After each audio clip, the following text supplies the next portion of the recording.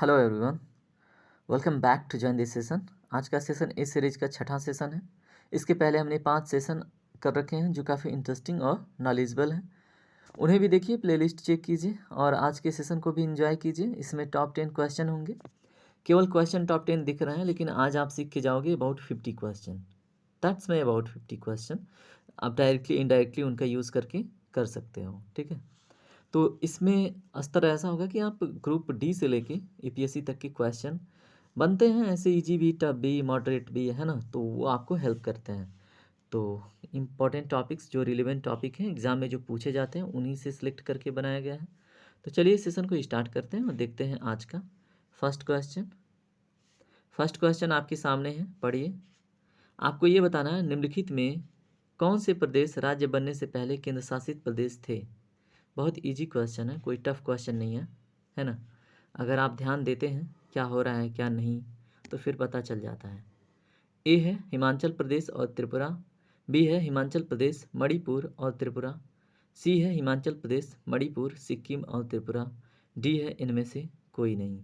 ठीक है, तो इसमें जो ऑप्शन नंबर बी है, हिमाचल प्रदेश, मणिपुर और त्रिपुरा, ये है सही जवाब। ठीक है, अब आपसे क्वेश्चन है, किस ईयर में ये स्टेट बने थे। ठीक है, पहले क्या थे, केंद्र शासित प्रदेश, लेकिन किस ईयर में ये क्या बन गए, स्टेट। ठीक है, ये आप कमेंट सेक्शन में ज़रूर बताइएगा। ओके, चलिए अगला क्वेश्चन देखते हैं। अनुसूचित जाति अनुसूचित जनजातियों और अन्य पारंपरिक वनवासियों उससे रिलेटेड एक अधिनियम है 2006 के माध्यम से अनुसूचित जनजातियों और अन्य पारंपरिक वनवासियों को निम्नलिखित में से कौन सा राइट्स प्रदान किया गया है। ठीक है, बताइए। क्वेश्चन फिर से पढ़ते हैं, थोड़ा सा बड़ा है।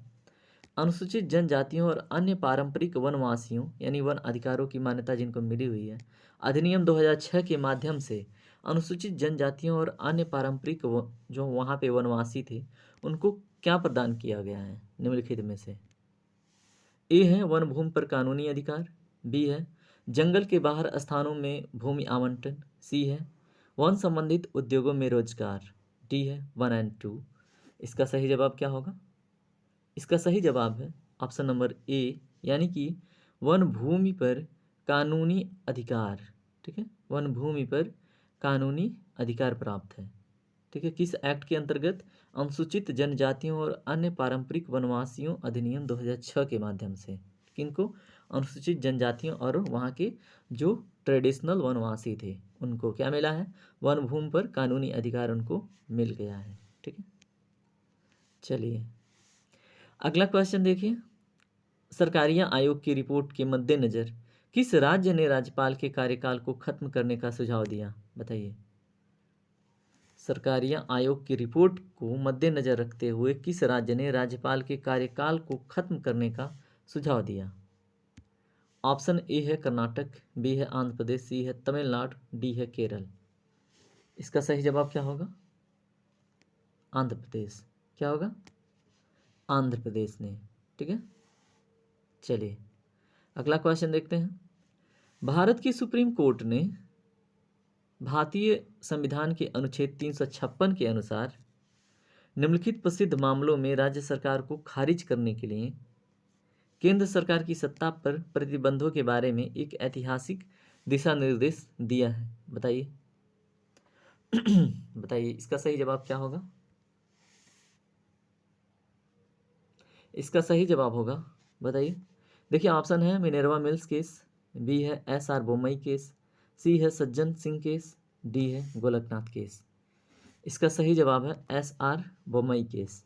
ठीक है, तो भारत की सुप्रीम कोर्ट ने भारतीय संविधान के अनुच्छेद 356 के अनुसार ये जो प्रसिद्ध मामले दिए गए हैं, जैसे Minerva mills case, SR Bommai case, Sajjan Singh case, Golaknath case, तो क्या किया था, राज्य सरकार को खारिज करने के लिए केंद्र सरकार की सत्ता पर जो प्रतिबंधों के बारे में ऐतिहासिक दिशा निर्देश दिया गया था वो SR बोम्मई केस से संबंधित था।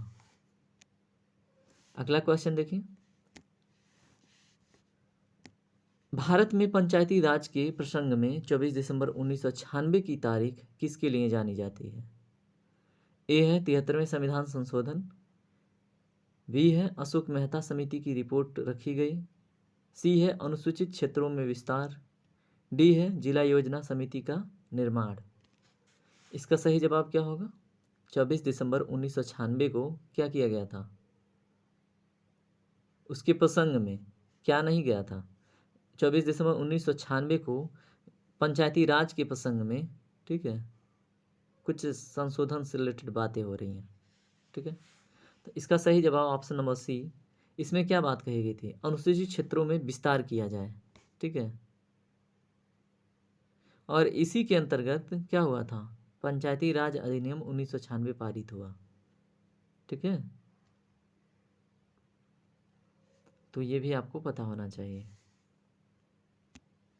यानी कि 24 दिसंबर 1996 को अनुसूचित क्षेत्रों में विस्तार करने वाला एक अधिनियम पारित हुआ, जिसको पंचायती राज अधिनियम 1996 कहते हैं, ठीक है, या फिर पंचायत अधिनियम। पंचायती राज नहीं है, पंचायत अधिनियम,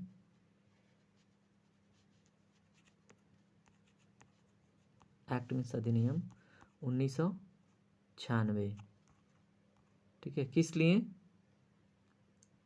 अनुसूचित क्षेत्रों में विस्तार करने के लिए। अगला क्वेश्चन देखिए, आपको ये बताना है जो दिए गए हैं निम्नलिखित उनमें से कौन सा संशोधन विधेयक एंग्लो इंडियंस को लोकसभा और विधानसभाओं के नामांकन को 10 वर्ष तक बढ़ा देता है? बताइए। 107वां संविधान संशोधन अधिनियम, अधिनियम नहीं है, संशोधन। उसके बाद क्या है? 108वां संविधान संशोधन, 109वां संविधान संशोधन, 110वां संविधान संशोधन। बताइए इसका सही जवाब क्या होगा? इसका करेक्ट आंसर होगा 109वां संविधान संशोधन, ठीक है। इसने क्या बात कही थी? जो एंग्लो इंडियंस का सीट है लोकसभा और विधानसभा में, ठीक है, और उनका जो नामांकन है उसको थोड़ा सा और एक्सटेंड किया जाए। कितने वर्षों के लिए? 10 वर्षों के लिए, ठीक है।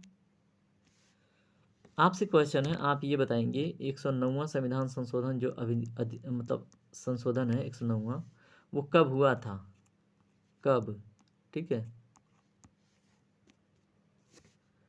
अगला क्वेश्चन देखिए, संविधान सभा ने तिरंगे को राष्ट्रीय ध्वज के रूप में कब अपनाया? 22 जुलाई 1947 को, 15 अगस्त 1947 को, 26 जनवरी 1950 को, 11 जुलाई 1948 को। इसका सही जवाब है ऑप्शन नंबर ए, यानी कि 22 जुलाई 1947 को संविधान सभा ने तिरंगे को राष्ट्रीय ध्वज के रूप में कब अपनाया? 22 जुलाई 1947, ठीक है। इस सीरीज का, इस सेशन का 8वां क्वेश्चन यानी कि 58वां क्वेश्चन देखिए, आपको ये बताना है निम्नलिखित में कौन सा कथन सही है? संपत्ति का अधिकार एक मौलिक अधिकार है, ये तो गलत हो गया पहले ही, क्योंकि पहले था, इसको हटा दिया गया। और गोपनीयता का अधिकार एक निहित अधिकार है, ये स्टेटमेंट गलत हो गया, है ना। दूसरा पढ़िए,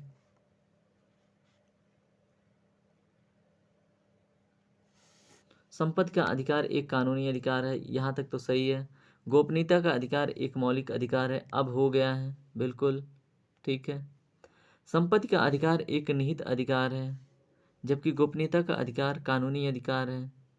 संपत्ति का अधिकार एक कानूनी अधिकार है, जबकि गोपनीयता का अधिकार एक निहित अधिकार है, ठीक है। तो इसका सही जवाब क्या हो जाता है? देखिए, पहले जो गोपनीयता थी वो एक निहित अधिकार थी। क्या थी? निहित अधिकार थी। लेकिन अब क्या हो गई है? फंडामेंटल राइट, आर्टिकल 21 के अंतर्गत राइट टू प्राइवेसी की बात की जाती है, ठीक है। तो इसका सही जवाब क्या हो जाएगा? ऑप्शन नंबर बी, यानी कि संपत्ति का अधिकार एक कानूनी अधिकार है और गोपनीयता का अधिकार एक मौलिक अधिकार है, ठीक है।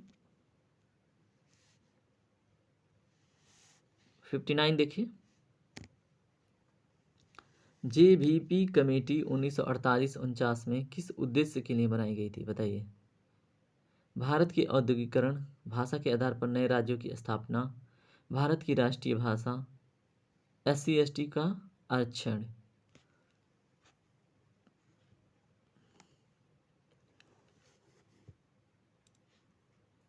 बताइए इसका सही जवाब क्या होगा। इसका सही जवाब होगा ऑप्शन नंबर बी, यानी कि भाषा के आधार पर नए राज्यों की जो स्थापना की बात की गई थी वो जेबीवी कमेटी 1948-49 में इसको एक बार उठाया गया था।